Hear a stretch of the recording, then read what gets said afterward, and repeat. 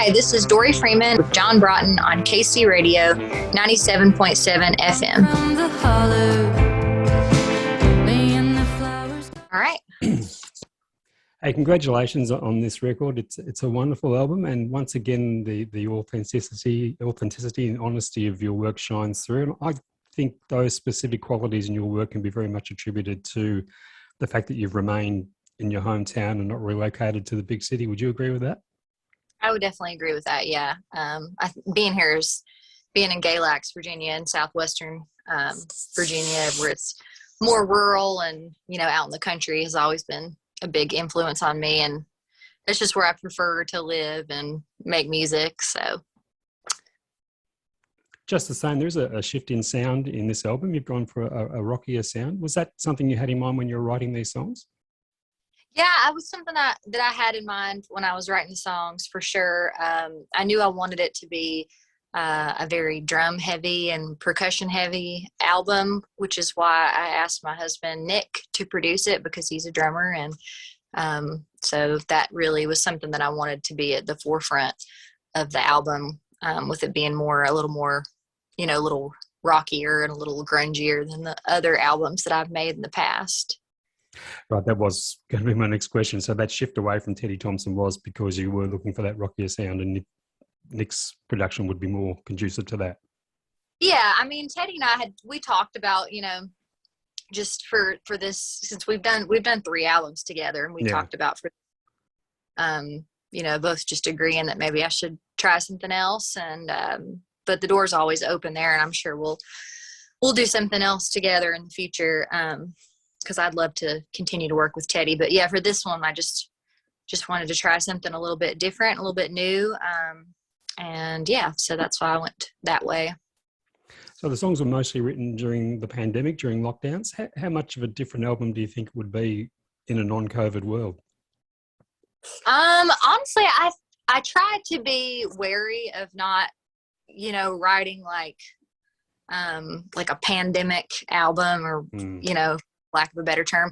So I don't think it would be necessarily too much different. The one thing that really did find its way into this album because of the pandemic was a lot of references and metaphors about nature, because I did spend so much time outside, because obviously there wasn't a lot of other options as far as things to do during lockdown. So,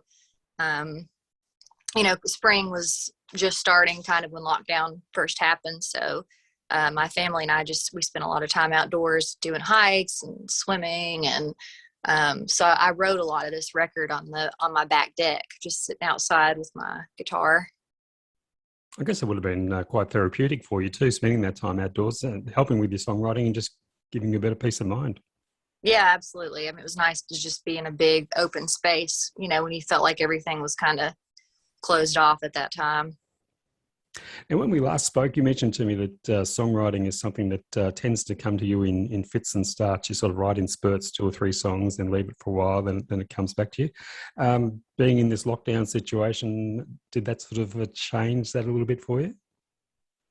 I guess it did a little bit. I just had more time to work on songs because for obvious reasons, there was just more time on my hands than I typically would have.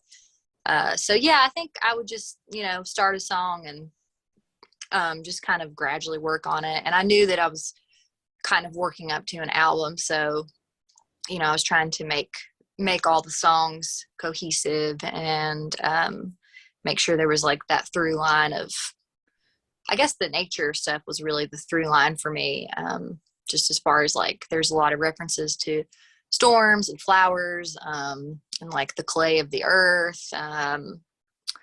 What else is on there? There's just all sorts of, 10,000 Roses, that too, just all sorts of natural elements that wove into the songs.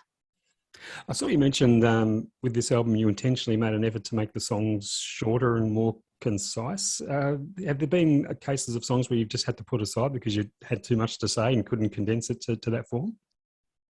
No, honestly, no, not really, because I don't know. I have a thing about, I kind of just like a nice, concise song. I like a nice like 10-track album. I don't really intend on making an album ever that's more than 10 songs. Like all of my friends that I play music with joke about the Dori ending of a song, which is basically just I just like sing the last line and then I'm done and that's it. And there's never like flourish or ending. But yeah, I don't know. I just think there's something nice and neat about like a 3-minute song, 10-track album. I don't know. It's just like something appealing about that. Maybe Yeah. my attention span. Would there be a central theme to this record that you would say runs through the majority of the songs? I would say just like the reference to all the natural elements that I've been talking about. That was something I tried to have in most of the songs. Other than that, I mean, they're all about different things individually, of course. But yeah, I knew, I wanted natural elements in the songs. And then I also knew, as I mentioned before, that I wanted it to be drum and percussion heavy. So those were the two things that I really had in mind when we made the record. It's out again on your own label, Blue Hens Music, and the advantages of putting out your own music on your own label are obvious, but have there been any drawbacks, disadvantages that you found to that process? Definitely. There's definitely, advantages and disadvantages. The biggest advantage being that I get to maintain ownership of all my music, which is really great. But, the disadvantage is trying to find ways to pay for everything. And then, not necessarily having as much of a foot in the door as far as publicity goes. And just making sure you find someone good to work with that can help with that sort of thing. Because, it's not like you're not like on a big label that has publicists that they typically work with that they can put you in touch with. So yeah, it's more challenging doing it yourself. But it's been worth it every time I've done it that way. It's a little bit more of a slow burn, but the trade-off I think is worth it. For sure. Recorded at Montrose Recording Studios in Richmond, Virginia. So reasonably close to home for you. Was that a major draw towards that studio for you, having something within driving distance? Yeah, definitely. I knew I wanted to make a record in Virginia for a long time. The 3 that I made with Teddy were all made in New York. So, which was great. And I loved making those, but at some point in my career, I wanted to do one in Virginia just because that's my home state. And I'd done some work at Montrose recording before, for other people's records, singing like harmony and backup. So I'd worked there before and really liked the studio, and I love Adrian Olson, the engineer, and his wife Alex, who helps run the place. They're just really good people and they know what they're doing, and it's just a really great studio. It's one of my favorite studios I've recorded at. Talk about some of the songs. The Storm is a strong statement, and I saw one reviewer describe that as something of a pep talk for women that have been in volatile relationships. Is that how you see it? Yeah, that's definitely what I had in mind when I wrote it. Was just because I feel like sometimes when you're in that position, if you're in like a relationship that is volatile, it's not always easy to see it from your perspective. Most of the time everyone on the outside can see it, but it's difficult being the person in that relationship to actually acknowledge and accept that it's maybe not such a good situation to be in. So sometimes you just need to hear it from your friends or your loved ones until you figure it out. At least that's I have a little experience with that. So yeah, that's what that song was. It was also the first single release from the record. Was there any specific thought process behind choosing that one as the first song to drop? Well, I had written that one, so that was the only song that I had written not during the pandemic. I had written that one a few years prior, and kind of with the intention of playing it for other people potentially and seeing if someone else wanted to record it. So I wrote that one as a bit of a challenge to myself to be a little bit more mainstream and a little poppier. And so I think that's why everyone agreed that should be the first single, because it's kind of the most accessible, of the songs on the record. So that's why we chose that one to come out first. Another standout song for me is Appalachian, which I get the feeling was a song with another strong statement you wanted to make about where you're from and the people of your region and unfortunate stereotypes that are attributed to them. Yeah, that's one of my favorite songs on the record. That was a really important one for me to do. And that was the first song that I wrote for this record where I actually was kind of toying with the idea of having guitar lines, because I don't typically play a lot of lead guitar. I play a lot of, rhythm guitar when I'm performing. But with this one, I actually wrote some pretty basic guitar parts. And that was one of the first songs that I did that on, and kind of decided to make that a thing that we carried on through the rest of the record. But yeah, that song's really important to me. I wanted to write a song about growing up in Appalachia and, the good parts and the bad parts, and talk about, the stereotypes, as you mentioned, that people have about this area, and what it's really like and what it's been like for me. So yeah, that's an important song on the record for me. I hope a lot of people listen to that one. I thought it was interesting too, you recorded that song without any prominent Appalachian instrumentation. Was that always part of the plan too? Yeah, that was I kind of did that intentionally, just to kind of prove the point of, you have an idea of what Appalachian is, but it's not necessarily what the idea that you have. So I just wanted to show that there's all sorts of different ways to express that. So it was an intentional decision. I just didn't want it to sound like what people assume a song about Appalachia might sound like. So yeah, I wanted it to be pretty different as far as instrumentation went. There's a duet on the album with Logan Ledger, Walk Away. Was that a song written with a duet in mind, or did that sort of come into play later? It kind of came into play later. I knew that I wanted to have like a pretty standard country inspired song on the record. That was one of the ones I wrote really early on. But yeah, as I got close to finishing it, I just had the idea to do it as a duet. And I'm a big fan of Logan, so I reached out to him, and fortunately he agreed to do it with me. And we did that one, remotely. We weren't in the same studio recording that just because of the pandemic. So he recorded his part after the fact in Nashville. So we've actually never sung it together live, which I hope we get a chance to do at some point. We talked earlier about how you like that standard 10-song format and nice, concise songs. What about the sequencing of the tracks? Is that something you still pay a lot of attention to these days on a record? Yeah, that's such a challenging thing to do, is sequence songs. I don't know, because a lot of times people click through the first 3 or 4 songs, and that's how they base their opinion of the record, is like those first few songs that they listen to. So I usually come up with a sequence. Nick came up with one. My manager, Gary, who I trust very much, came up with one, and we just kind of go from there until we all agree on one that seems like it makes the most sense. But it's hard to know. It's hard to really know.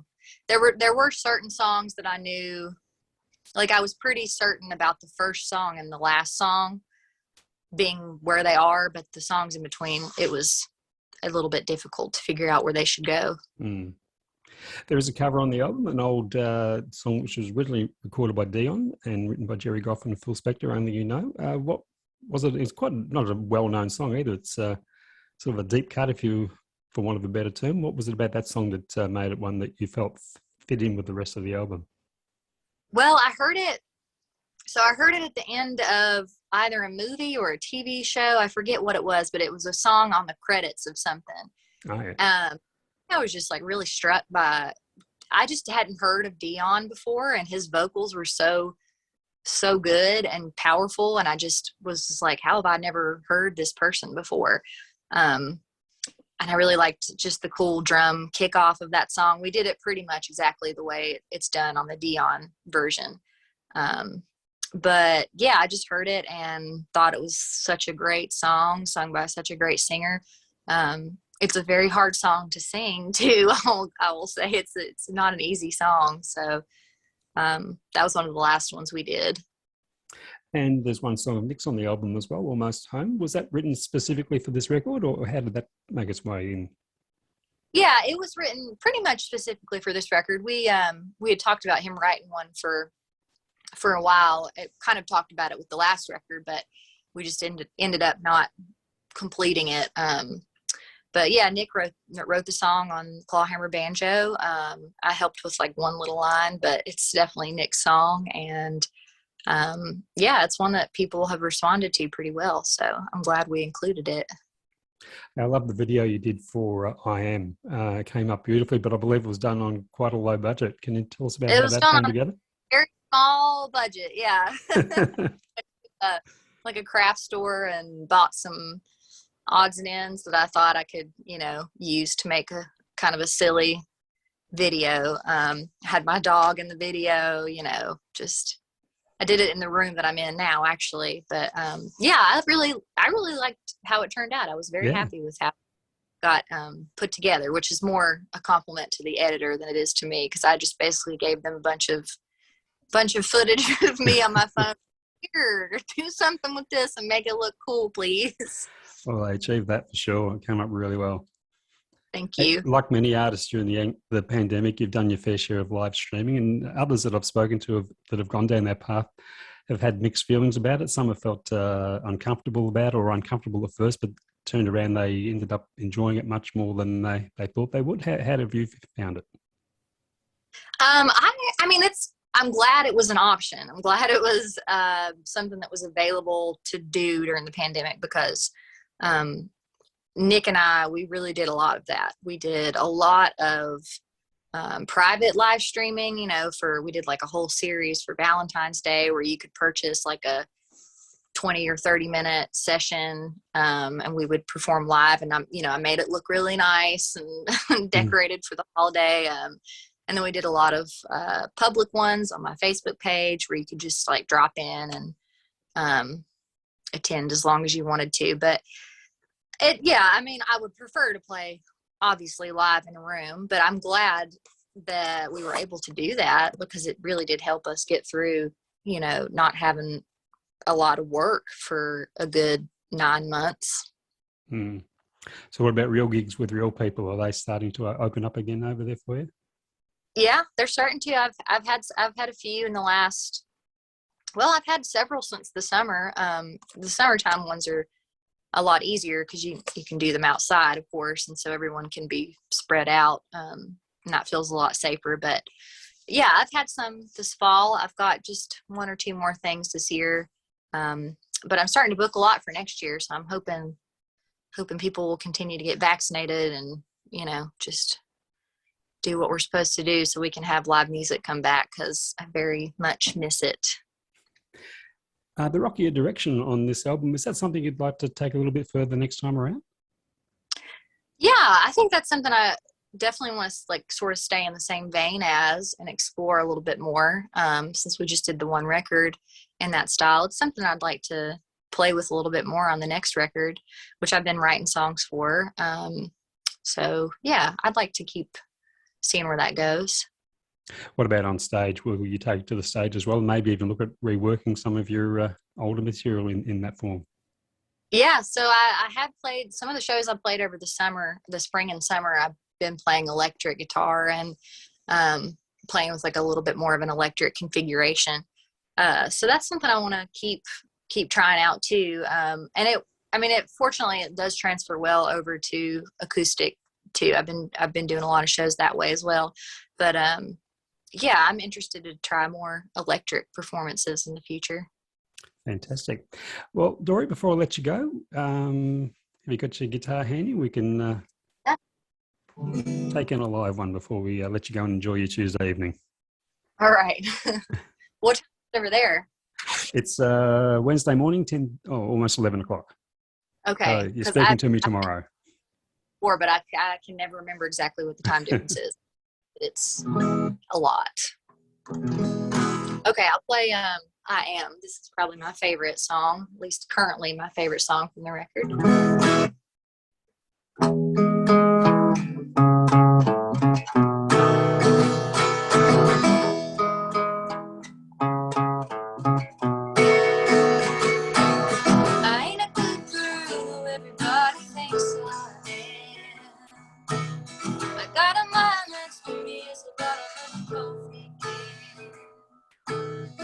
untied. What a wide-eyed thing I am. I am. Today I feel just like a movie star, driving down the highway, crying in my car. A good mama, what a drama queen I am. I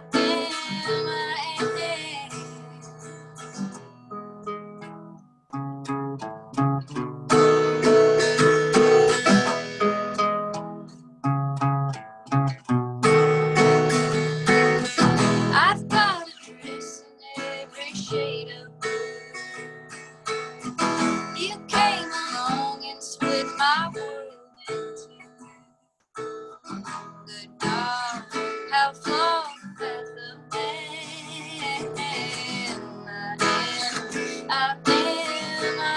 man.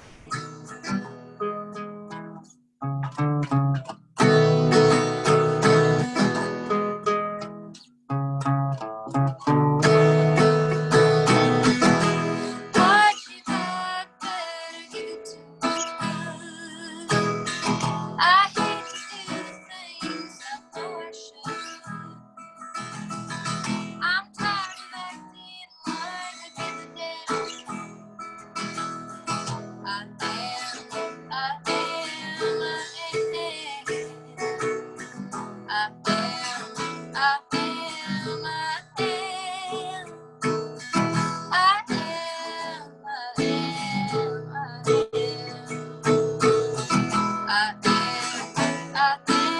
am, I